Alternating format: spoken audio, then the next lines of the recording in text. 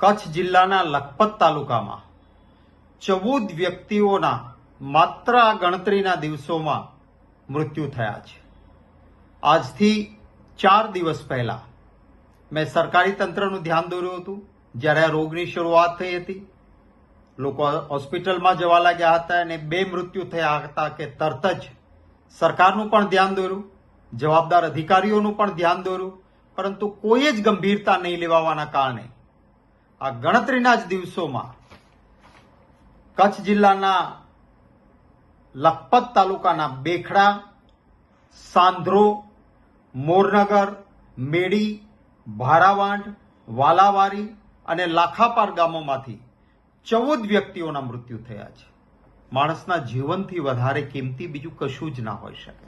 મને દુઃખ એ વાતનું છે કે ધ્યાન દોરવા છતાં, સ્થાનિક લોકોએ પણ વારંવાર કહેવા છતાં સરકારી તંત્રના પેટનું પાણી નથી હલતું. એક પણ જવાબદાર ઉચ્ચ અધિકારીએ હજી સુધી લખપત તાલુકાના ગામોની મુલાકાત નથી લીધી. ટીમો મોકલવી જોઈએ, બહારથી નિષ્ણાત ડોક્ટરોને મોકલવા જોઈએ, લેબોરેટરી ટેસ્ટ થવા જોઈએ અને માણસના મૃત્યુને અટકાવવા જોઈએ. ચોખ્ખું પીવાનું પાણી પણ ત્યાં હજી નથી પહોંચી રહ્યું. મચ્છરોનો અતિશય ઉપદ્રવ છે. જે પાઇપલાઇનમાં પાણી આવે છે એમાં પણ ખબર નહીં કેવા પ્રકારનું મિશ્રણ કરીને આવે છે. ભાંભળું, ખારું પાણી, ડોળું પાણી પીવા માટે ત્યાંના લોકો મજબૂર થાય છે. પ્રાથમિક આરોગ્ય કેન્દ્ર છે તો ત્યાં આગળ આયુષ ડોક્ટરો છે. એલોપેથીના નિષ્ણાત ડોક્ટરોની જગ્યાઓ ત્યાં ભરવામાં નથી આવી. CHC છે તાલુકાનું, માત્ર 1 ડોક્ટર છે.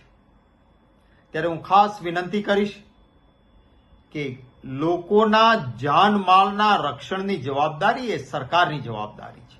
આ પ્રકારની લિફાફોફી ન ચાલે. માનનીય મુખ્યમંત્રીશ્રીને વિનંતી છે કે તાત્કાલિક સિનિયર અધિકારીઓને ત્યાં મોકલો, પરિસ્થિતિને કાબૂમાં લો. લોકોને તાવ આવે, શરદી ઉધરસ થાય અને થોડા જ કલાકોમાં તો ન્યુમોનિયા જેવી પરિસ્થિતિ થાય, શ્વાસ લેવાની તકલીફ થાય અને માણસના મલ્ટી ઓર્ગન ફેલિયર થાય છે. યુવાનોના મૃત્યુ થાય છે, નાના બાળકોના મૃત્યુ થાય છે. ત્યારે આમાં બેદરકારી ન ચાલે.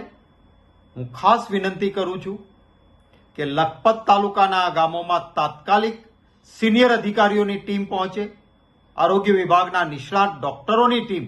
માત્ર 2-4 નર્સિંગ સ્ટાફ કે એકાદ ડોક્ટરને મોકલવાથી નહીં ચાલે.